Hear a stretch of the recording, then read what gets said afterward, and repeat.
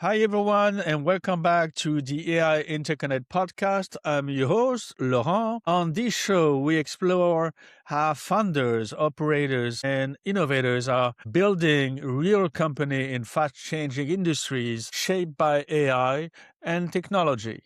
AI InterConnect is a platform focused on authentic conversation with the people building infrastructure, system, and transformation behind the scenes across fintech, AI, SaaS, and enterprise technology and emerging markets. Today, I'm joined by Udita Bandara, founders and CEO of Bluechip Asia. And Bluechip Tech help enterprises and organizations implement AI solution, automation systems, and digital transformation initiatives across industries, including finance, telecom, education, climate, and public sector innovation. Udita, thank you for being here. Very, very happy to have you on the show. Thank you, Laurent, for inviting me for this fabulous discussion. Wonderful. Okay, let's start with your background so listeners understand the path that led you here. One thing I noticed very quickly, Udita, is that your work sits at the intersection of technology, enterprise execution, and education, which is actually a difficult balance to maintain long term. Udita, how did your background in enterprise technology and AI lead you to build Bluechip Tech? So I'm coming from a kind of a consulting background. So before my entrepreneur journey, I started as a technical consultant based out of Singapore. So I work with a lot of large organizations and providing consulting training for their technology enhancements, technology, oral technology as well. So within the region, in especially Asia and the broader APAC region, I have seen the changes and how it's impact the regional economics in real world. So that's why I have come across setting up the Blue Chip Technologies Asia as our company back in 2020, where these new technologies have a real impact for everyday person in the region. Yeah, I love it. Did you expect Bluechip Tech to evolve into such a broad ecosystem of product, consulting, and education? Yeah, so initially, like I mentioned, we start with the consulting and the education piece of things, and then we grow our team to build the enterprise side of technology stack, and with our own products, we created like voice AI kind of tools back in even before LLMs back in 2020 in terms of how to identify customer satisfactions, customer feedbacks, and things like that. So we already in terms of innovating on new kind of areas and new trends in the region. What specifically, when you look at Asia, is very diverse, where we have a lot of languages and the dialects. So that's really keep us going on how to attract and how to build solutions on these different regional kind of languages as our first one of the products as well. Yeah, you mentioned during our pre-call that bringing together like-minded people and sharing experiences is important to you. Why does that matter today in the AI space? At the moment, AI is very broader into multiple sectors. So initially, it's only within the limited sectors like back in 10 years, 15 years ago. But at the moment, it's very broader into very specialized into different areas. So things like science, things like different, manufacturing, then the R&D. Those are a lot of innovation happening in this area. And now things like climate, that's also getting quite important. So why we have to get everyone involved when we are working on a project, especially within the region, within the domain expertise is important when you are building the entire solutions. There are many, many companies talking about AI today, but very few are actually implementing real system inside enterprises. You mentioned it a little bit, but when you explain blue chip tech to someone outside the industry, how describe what you actually do, the consulting, but many other things, and who you help in particular? Yeah, so one of the key areas is how to identify potential use cases and how to build a like a secure kind of a AI, private AI, what we call. Because at the moment there are a lot of security and those kind of the AI used in a lot of negative ways as well. So that's why organization need to protect their data when they are using their confidential information. So that's why we are focusing on the private AI solutions where their data is protected and they can build these use cases within their organization. Okay, I love this. And which type of clients tend to benefit the most from blue chip approach? Yeah, so mostly the corporate clients we are working with, they want to get the AI capabilities within their organization, but mainly a lot of AI is in the public domain where some of the security risks might have because these are a lot of larger and mid-level companies. So that's why we have to bring in these capabilities within the organization we call as private AI. So that's the kind of going forward that we are seeing that kind of a trend within the companies because there are company level security and even the country level there are securities are there. So when they are implementing a public technology like AI, so how we can incorporate this within the organization or within the region itself is quite important for these decision makers. Very interesting. And what differentiates blue chip tech from a traditional AI consultancy? Yeah, so what we are looking at is fast evolving changes because right now, every 1 2 months, there are a lot of updates happening, especially in the AI community as well. So we are always trying to get what's best for our client and what's best available because if you compare even like 3 months ago and now, the improvements are much faster. Then next 3 months again same. So likewise, what we like discussed last year might not be relevant right now. So likewise, that we have to up to date real time, we have to give solutions based on the what up to date at the moment because sometimes the AI community is moving very fast. So a lot of things are that's might not be feasible last year now is feasible and even much possible than earlier as well. Yeah, that's true. Everything goes so fast. You start something, and a week after, you have to do it again. How important is education and training inside your overall strategy?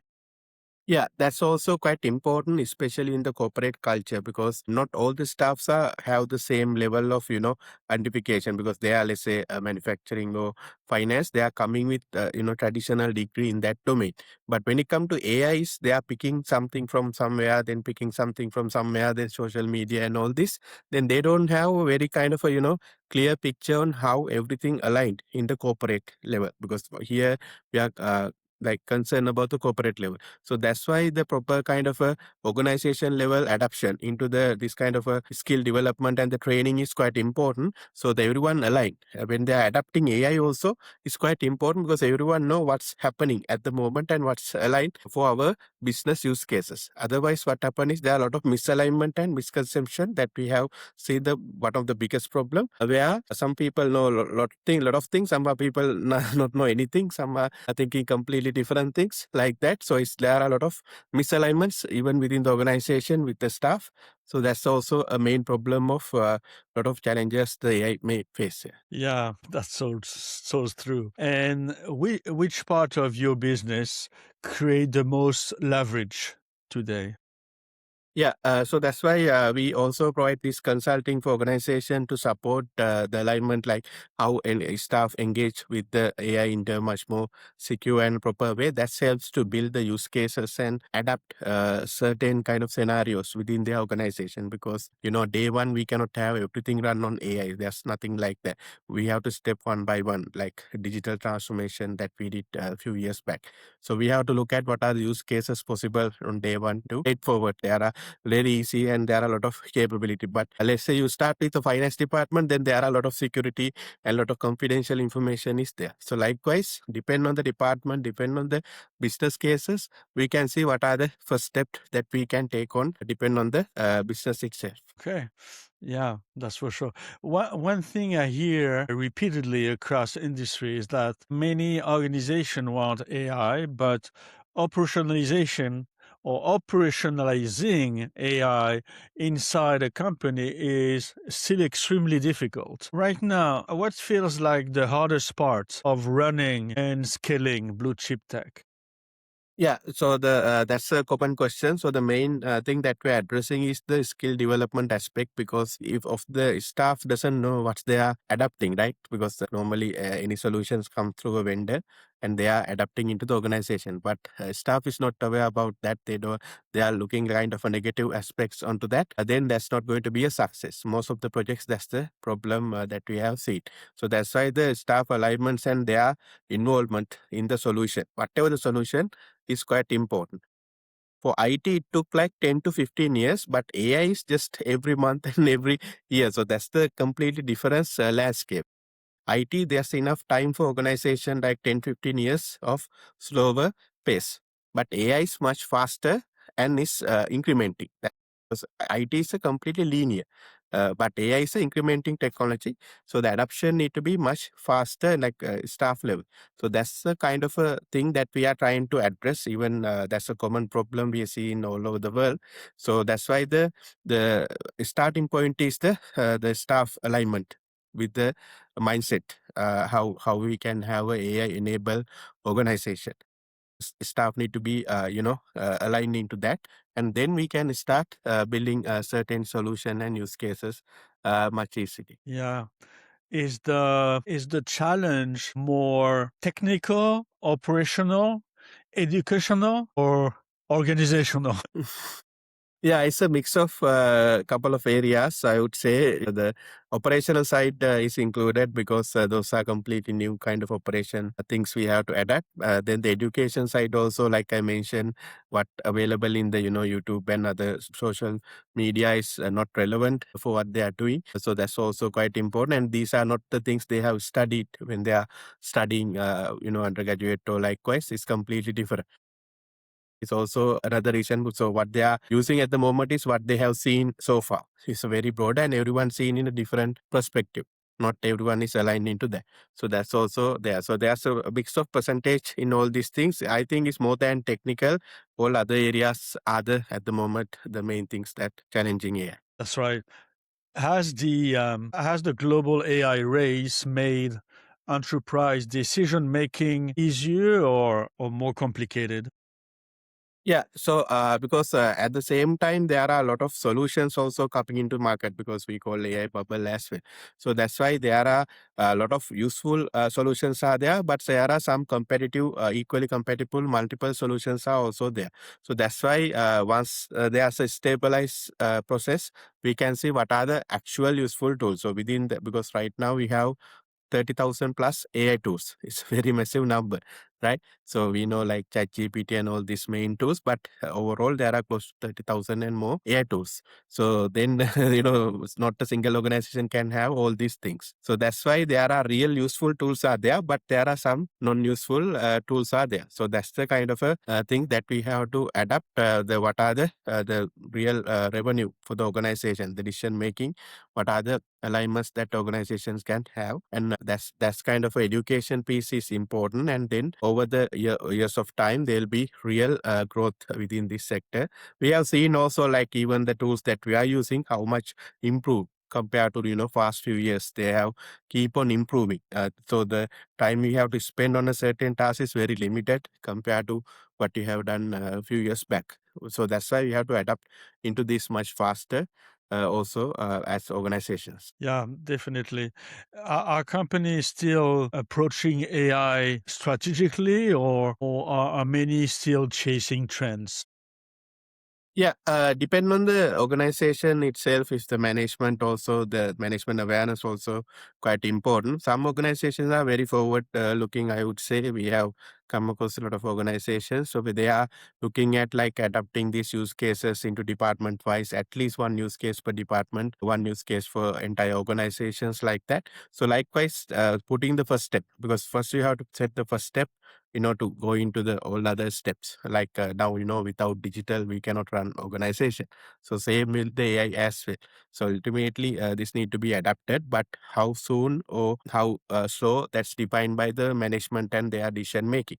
So that's why we have to make it in a much more kind of a strategic way. Likewise, we can start small. So we don't need to, have a very $1 million investment. We can now spend couple of dollar, $100 or even a little bit further there. In that time, we can start small and then we can grow on top of that. Because you work across finance, telecom, climate, education, and enterprise transformation, you probably see signals earlier than most people. From your perspective in enterprise AI, what shifts matters most right now, but it's still underappreciated? Yeah, so some sectors are much faster in adapting AI. So we have seen some telecom sector, even within the Asian countries, is much faster adoption. And some of the finance sector also, there are a lot of financial, compliances tools and things like that. Internal tools are adapted in there. But when it comes to banks and regulated environment, it's very slow, and because of the guidance and guidelines on that as well. And then when it comes to manufacturing and those kind of sector also, they are very adaptive into these new technologies, because they can fast track their manufacturing process as well. And there are new areas also that we can see emerging in this sector, like areas like sustainability, climate, and those kind of energy, those kind of areas also into these sectors moving, and even military also we have seen AI is adapting into those areas as. Yeah. What I widely misunderstood about implementing AI inside large organization. Yeah. So let's say you need to have some kind of a document based knowledge, or if you have some document processing within the organizations or question asked like that, we can create like an enterprise like an internal solution. So we can set up like a private tier solution. So within the organization, you can create this kind of intelligent AI model. So all your information about your company, all the department knowledge, everything will be within the organization, can work within that. So anything, all the documents created will be added into that.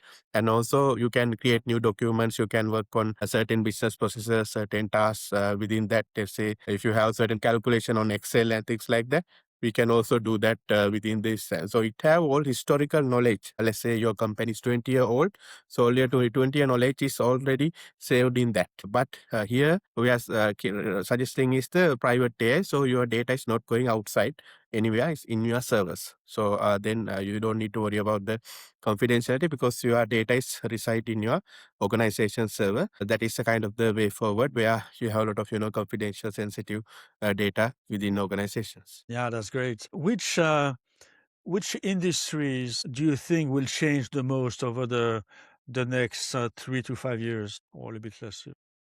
Yeah, so the finance sector, we can see a lot of changes in the accounting and those kind of areas. In the finance is one of the key area. Then the manufacturing sector also, we can see some of the areas that we have seen some changes. Even the areas like insurance, we can have a lot of this AI capabilities added to insurance sector. Then apart from that, I would say the telco side also, some of the changes are much faster. We can see adoption is happening. And the new areas, as I mentioned, the climate, energy, and those kind of areas also getting new ground, plus the science, technology in terms of healthcare and those kind of areas. Yeah, you have work internationally. Are there difference between Asia, Europe, or North America in AI adoption? Yeah, I would say you it is much faster because most of the companies are actually started from US. So then Europe is a little bit slower, I'd say, because of the regulations. But they're adapting into that, because there are a lot of regulations you have to follow in terms of setting up use cases within the EU countries. Asia also second to I would say US. Depend on the countries in Asia. Southeast Asia, there are a lot of we can see innovation is happening, adoption is there with large corporate doing these solutions internally. Because the thing is, the other thing is these companies also hiring knowledge within because all these even banks we have seen, they are having their own data science team, their own AI team. So that's growing. like 20, 30, kind of even bigger, sometimes even 100. Like that, they are having their own internal AI teams.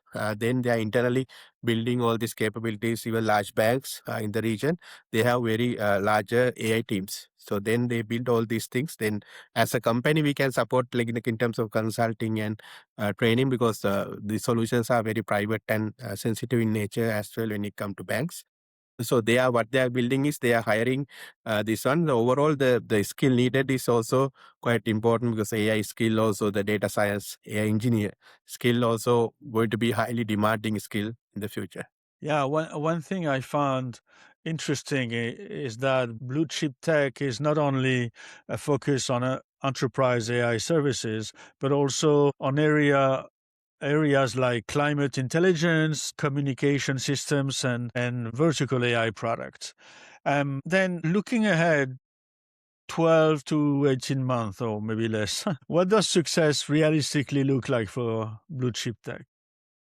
Yeah, so that's why we are now focusing on very specialized areas in terms of our internal products. So one vertical is our internal products. Like you mentioned, we are working on a climate solution, because climate emergency is one of the serious emergency in the region, in the world as well, and Asia is also, is highly impacted with the climate, with the recent reports, also UN reports and other reports. So that's why. We have created like this early warning solution, and we are innovating into different areas in that. If you look at floods and those kind of impact in the Southeast Asia and South Asia region, is very devastating and impacting the entire world as well. So that's why the climate side is actually like we think like it's just a increment of couple of Celsius, but it's actually billion trillion dollar loss. If you doing a miscalculation, it's a huge loss. So that's why this kind of climate solution with the AI power at the moment, we can do a lot of things in terms of innovations. That's what we are thinking, and we are working on. We have developed a couple of solutions in that as well in the region. So that's also going forward. These kind of things are also quite important to address in the broad aspect. Yeah, what opportunity are the most excited right now for you? Yeah, so we are looking at kind of very interesting and unique areas, very specialized areas, because like I mentioned earlier, like AI is now broader into all the industries. A lot of common things are now already built. So now AI can solve even more complex problem. So what we earlier considered as a complex problem is now becoming a simple problem because of AI. So now AI is enabled for us to solve even for more complex problem. Even in healthcare, we have seen there are a lot of drug discoveries happening that normally takes years, now reduced to months. So likewise, AI can now helps to solve this more complex problem in a much more easy environment. So that's what we are looking at, and we are building a solution on climate area as well. And similarly, other like science and other technologies also, we are looking at some new kind of innovations in those areas. Okay, I love it. If you had a fewer constraints, what will you accelerate immediately? Yeah, so that's why the information now like getting much faster, and the innovation also like competing much faster. So that's why we need to have like a proper mechanism in each kind of industries, how these things can be evolved and how we can set up a further industry standard. So I have seen you put together regulation, but in Asia, I think it's still is way not yet released. I think those kind of proper guidelines and all the things are also quite important for industry move forward. Otherwise, what happened is we have seen in the blockchain technology as well, where a lot of negative things happening, and then it's overall bad for the entire sector. So AI also much faster. You can do negative videos and negative content also. Then it will impact the AI technology advancements that we are enable. It's much slower compared to blockchain, but having a proper guidelines and a proper usage within the country level governing is quite important going forward. And do you see blue chip tech becoming more product driven over time? Yeah, so we would have like our 2 to 3 of our own product IPs, but what we are looking at is serving to much larger enterprise customers, because they are building they are having a very unique use cases, because one use case for one customer is completely different. Even we work with same domain, same even same type of manufacturer, but their own pain point is completely different from one manufacturer to another manufacturer, even with the same type of product. So that's why it's a very interesting kind of problems to solve. We can see what's really impacting with AI and their business problem with these things. So that's why we are more toward the enterprise AI solutions as our core business capability. At the same time, we are building our own capabilities like the climate solution, like I mentioned, because that is a very unique kind of a product that we are creating at the moment. Yeah, a lot of listeners are funders, operators, consultants, investors, and technology leaders trying to understand how to approach AI realities. Based on everything you have learned so far, what should operators and funders start doing or stop doing when approaching AI adoption? Yeah, so you have to like look at what really impacting overall much more longer term.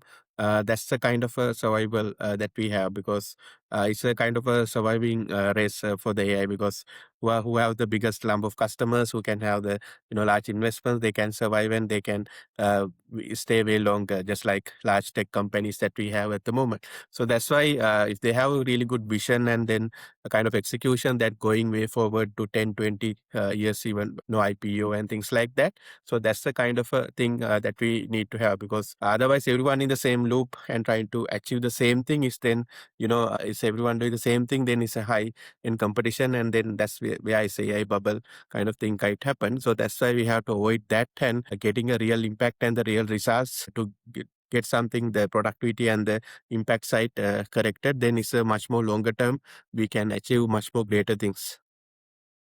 What habits or mindset made the biggest difference for you personally? Yeah, so keep innovating and keep going forward. Like the all the challenges that we see, like the Middle East challenges and other global challenges. So every time, like for fast, even our company we set up in 2020 during COVID time. So it's all challenges throughout the all 5 years. So that's why we know how to like navigate. Because challenges also open up new opportunities as well. That's the kind of the biggest kind of a strength that we have. So even I would say even this race or the AI that we have seen, if you look at go back to 2020, you can see nothing, like we don't have any of this, right? In 2020, start of COVID. So then during COVID, there's a lot of investment into IT and new technology. That's the starting of the AI. So that's why the COVID start actually the AI kind of a race and the AI that we have. So likewise, all problems start with the new opportunities as well. So that's why the world's going forward. If you look at even 2008 financial crisis, start with Uber and Airbnb kind of large giants still doing very good. So likewise, all the problems are actually creating new opportunities. So we have to look for those opportunities and we have to adapt into those opportunities and go forward with it. Yeah. That's right. What advice will you give your younger self at the beginning of this journey? Yeah. So like if I like set up the company much earlier, then I would able to do much more bigger things, because I was able to do much bigger bit later, like 2020. And so it's around 6 years. But maybe bit early, if I able to start the company, then I would do much more bigger things because it takes time to grow the company as well.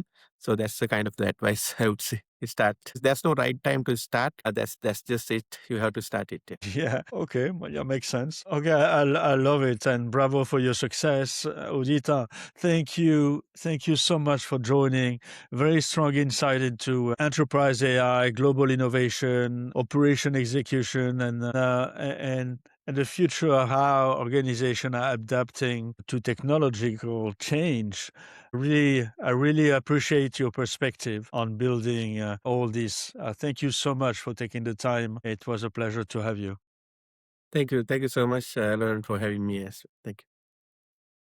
Where can people find you or your company or read about your company? Yeah, you can search Bluechip Technologies Asia. You can search in ChatGPT as well. Then you can reach out to us, hello at bluechiptech.asia, email address as well. By searching the company name in ChatGPT, you can now find us. Wow, beautiful. Thank you so much. And we keep the conversation going for sure. Thank you, Udita. Thank you. Thank you so much. And that's it for today's episode of AI InterConnect. If you enjoy it, share it with someone who's building the future, or better yet, someone who should be. And until next time, stay curious, stay creative, and keep building. Bye bye. Thank you, Udita. See you soon. Thank you.